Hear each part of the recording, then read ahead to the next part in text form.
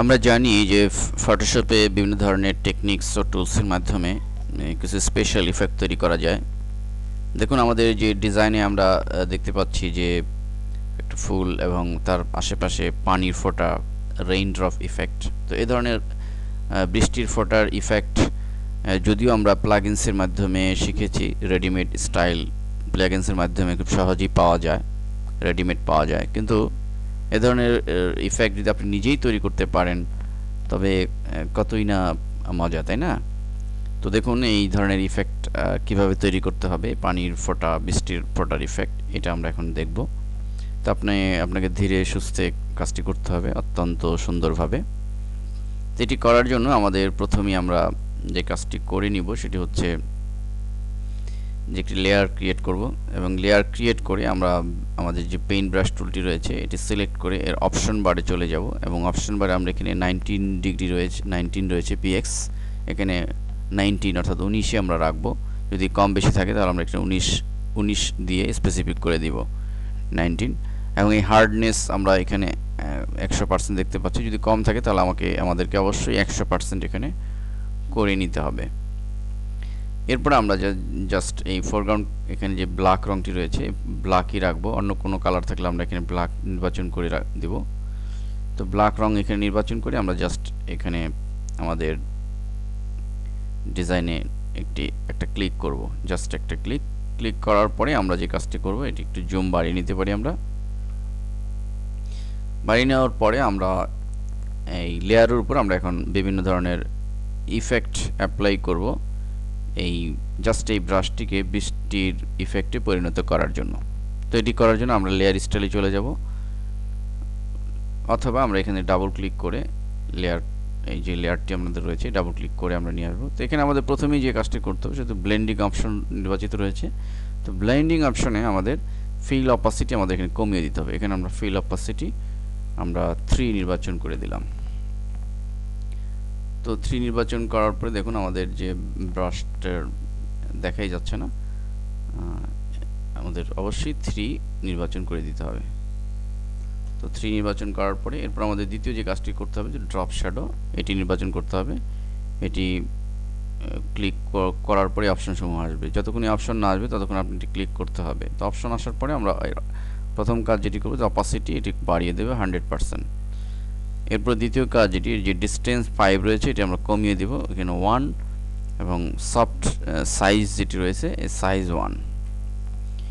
এরপর আমাদের আরেকটি কাজ যেটি করতে হবে যে আমাদের কোয়ালিটি যে কন্ট্যুর রয়েছে এই কন্ট্যুর পয়েন্টারে ক্লিক করে আমাদের এখান থেকে যে গোশন স্টাইলটি নির্বাচন করে দিতে হবে।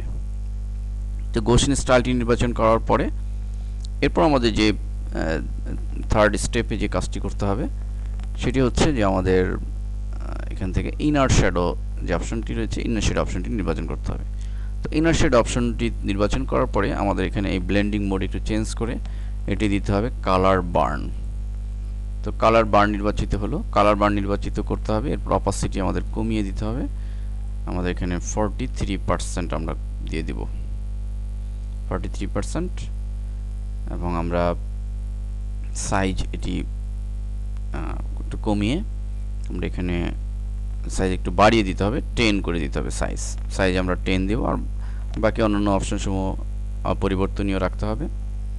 এরপর আমাদের ফোর্থ স্টেজ হচ্ছে ইনার গ্লো, একে ক্লিক করলে এর অপশন আসবে।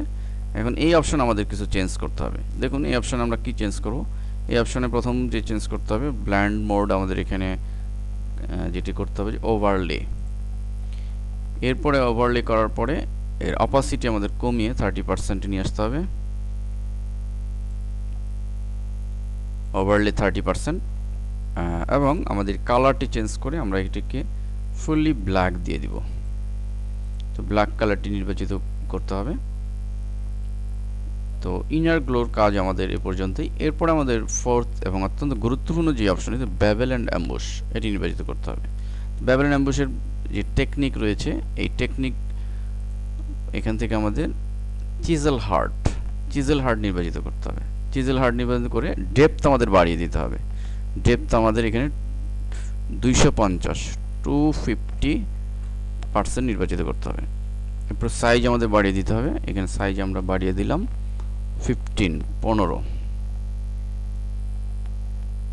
এরপরে সফট যেটি রয়েছে সফটন আমাদের এটি দিয়ে দিতে হবে 10, সফটন 10 দিতে হবে। এরপর আমাদের শেডিং মোডে কিছু চেঞ্জ করতে হবে, এই জন্য আসুন অ্যাঙ্গেলের আমাদের এটা দিয়ে দিতে হবে 90 ডিগ্রি এবং অল্টিটিউড 30 ডিগ্রি রয়েছে, এটি 30 রাখবো। এরপরে নিচে আমরা চলে আসবো হাইলাইট মোডে। হাইলাইট মোডে আমরা যেটি করব, হাইলাইট মোডে আমরা এখানে অপাসিটি 100% করে দিব এবং হাইলাইট মোডের এবং এরপর আছে শ্যাডো মোড। শ্যাডো মোডের আমরা একটু মোডটি চেঞ্জ করে আমরা এখানে দিব কালার ডট, এটি রয়েছে কালার ডট, আমরা প্রিভিউতে দেখতে পাচ্ছি দেখুন। তো কালার ডটের কালারটিও চেঞ্জ করে আমাদের এটিকে ব্ল্যাকের পরিবর্তে হোয়াইট করে দিতে হবে, হোয়াইট। অ্যান্ড দেন অপাসিটি আমাদের কমিয়ে 37 করে দিতে হবে, 37। এবার আমাদের যে কাজটি করতে হবে, প্রিভিউতে আমরা দেখতে পাচ্ছি আসলে রেইনড্রপ তৈরি হয়ে গেছে। এখন আমরা এই স্টাইলটিকে আমরা সেভ করব, অর্থাৎ আমরা যেন পরবর্তীতেও এটিকে ইউজ করতে পারি। তো এই স্টাইলটিকে সেভ করার জন্য আমরা এখানে চলে আসবো নিউ স্টাইল। এই নিউ স্টাইল বাটন ক্লিক করলে আমরা একটা নাম আসবে, এখানে আমরা নাম দিয়ে দিতে পারি। সে আমরা নাম দিয়ে দিলাম রেইনড্রপ।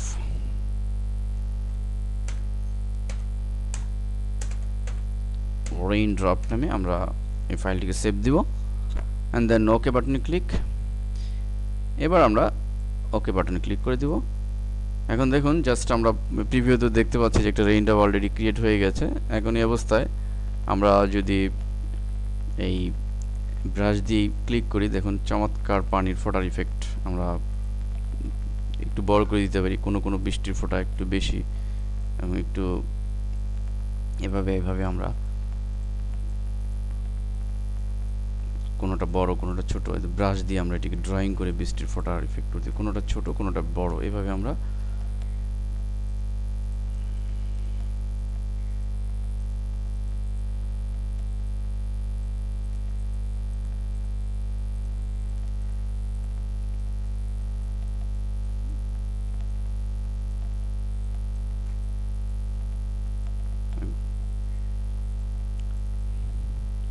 তো এভাবে আপনি স্পেশাল টেকনিকের মাধ্যমে আপনি রেইনড্রপ ইফেক্ট অথবা আপনার ইচ্ছেমতো স্পেশাল ইফেক্ট আপনি ক্রিয়েট করতে পারেন।